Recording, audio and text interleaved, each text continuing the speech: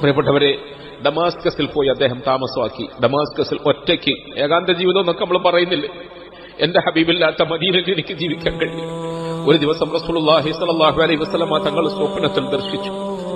തങ്ങൾ ബിലാലിനോട് ചോദിച്ചു, ബിലാലെ, ഇതെന്ത് അക്രമമാണ്, ബിലാലെ, ഇതെന്തൊരക്രമമാണ്, നീ എന്നെ സന്ദർശിക്കാൻ പോലും വരുന്നില്ലല്ലോ എന്ന് കേട്ടു. ഉറക്കമുണർന്നതും ചാടി എഴുന്നേറ്റ് അദ്ദേഹത്തിന്റെ കെട്ടുമുട്ടുമെടുത്ത് തോളിൽ വെച്ചുകൊണ്ട് പാഞ്ഞു വന്നു മദീനയിലേക്ക്.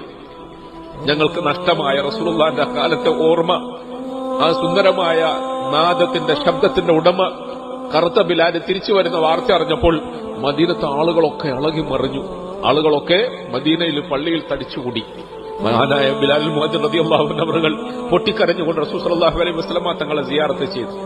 ജനങ്ങൾ അരികിൽ വന്നിട്ട് പറഞ്ഞു, ഏതായാലും കുറെ കാലായില്ലേ നബി തങ്ങളുടെ കാലത്ത് മുഴക്കിയ നിങ്ങളുടെ ആ ബാങ്കിന്റെ